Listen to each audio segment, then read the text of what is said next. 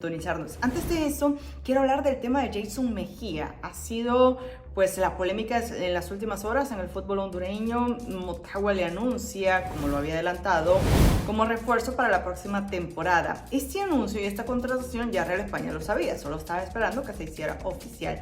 Jason había firmado contrato en enero con el equipo aurinegro, una extensión de contrato, pero en eso se fue a préstamo al Sporting, al equipo de segunda o de la Next Pro en la MLS, ¿no?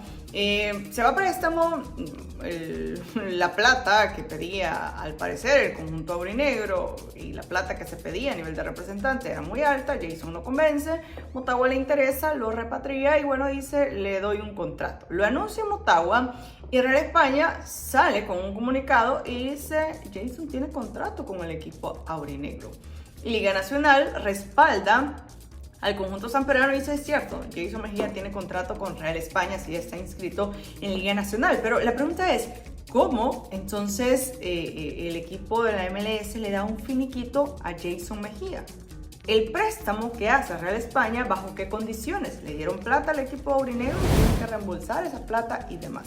Bueno, este tema seguramente se estará, o se tiene que resolver en los próximos días, quién tiene la razón en el caso. Pero vean, lo que quería hablar sobre este tema de Jason es algo que pasa mucho con el jugador joven hondureño. Y nos preguntamos, ¿por qué los jugadores van, hacen una prueba y a los meses se regresan y no logran consolidarse?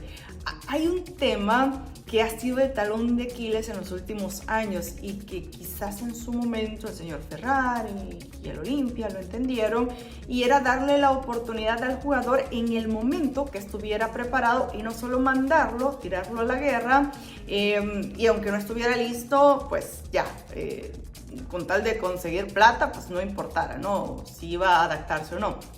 La competencia en el mercado ahora es diferente. Por ejemplo, en Europa se ve más la opción del mercado africano, aparte de barato, y los jugadores llegan casi que de gratis. En Centroamérica y en Honduras pasa algo. Hay un buen jugador, es joven.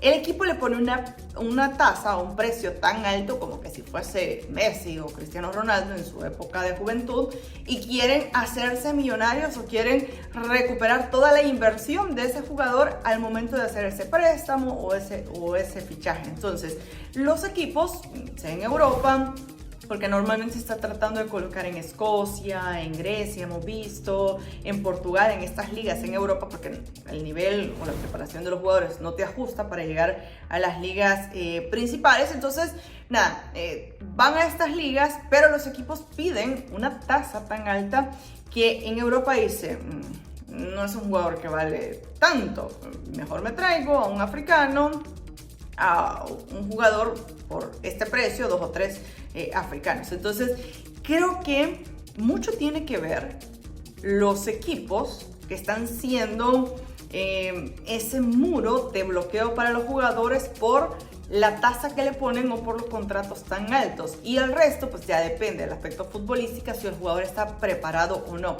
¿Por qué digo que depende del jugador en aspecto futbolístico? Porque es un requisito saber otro idioma cuando vas a Europa. O sea, prácticamente el inglés, que es el idioma universal, tienes que ir preparado. Luego el jugador a nivel cultural pues nunca había salido, muy poco había salido fuera del país, el clima, que la familia, que la comida y demás. Entonces, no están preparados en esos aspectos, y luego pues las tasas tan altas pues no te permite, o por lo menos en Europa no permiten decir, voy a invertir por este jugador, sí tiene el talento, pero le hace falta muchísimo, no está pulido, y además los demás aspectos que sí terminan de pasar factura.